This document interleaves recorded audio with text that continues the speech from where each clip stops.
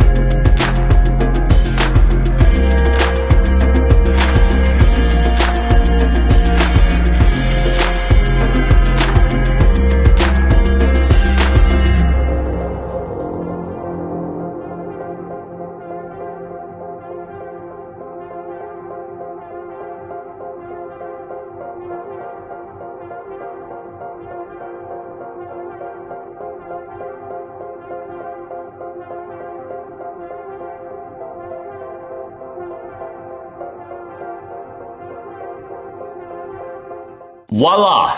The finished product of Luke Skywalker's Landspeeder, the UCS version. The details on this really quick. So it's 1,890 total pieces. So it's towards the lower end of piece counts on UCS sets. This is selling for $200 here in the US, so it's not overly expensive either, which is nice. You're gonna get 2 minifigures with this, Luke Skywalker obviously, and then you're gonna get a C-3PO as well. So that's a pretty basic set, but let's work our way from top to bottom. So I will say I like the color scheme on this. This is actually my first Landspeeder that I purchased and actually built. I did not build the previous smaller version of this. There are a few stickers on this that you will be applying to the set. There's not an overly large amount of stickers, which is nice. I don't believe there's actually any printed pieces on the set, so it's really just gonna be stickers for the most part, but there's not a ton of them, which is good. The build itself was actually pretty enjoyable. There wasn't a lot of repetition to building the set. You start off by building the base,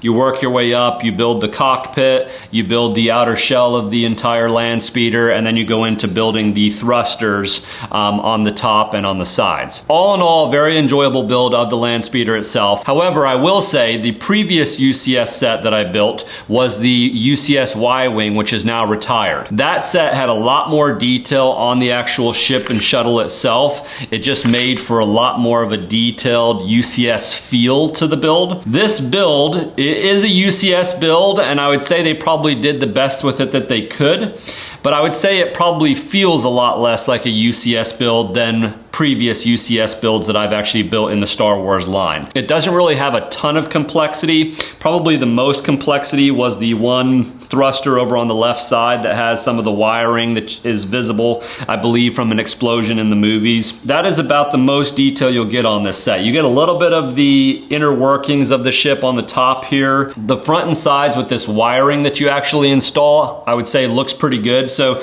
all in all, I would say it looks really nice. I would say that they probably did about as good as you can do. I mean, the Landspeeder is the Landspeeder. You can't really change it up all too much. However, I would say it's definitely lower on the totem pole as far as complexity and the overall feel of a UCS set, in my opinion. But I do really like it. I think it actually displays really well. So you do get the display plaque right up here at the front. That's got the information of the Landspeeder itself. As far as the base, I like how they positioned and displayed the actual Landspeeder. I guess you could have done a lot of different angles like you would see with some of the other spaceships, but the fact that they made it very true to form and just put it exactly the way it would hover across land, I think that actually looks really nice. I like the set. It wasn't as detailed as I would have hoped, But it's nice because if you want something that's a little bit cheaper but still has some complexity and the UCS title, then this is a great purchase. Plus you get two really cool minifigures in the C-3PO and the Luke Skywalker. Overall, what would I rate this set? I'd probably give this a rating of about a 7.5 out of 10. Definitely can't give it up there with the Millennium Falcon, and honestly I would say even the Y-Wing was better than this. Still an iconic Star Wars vehicle, so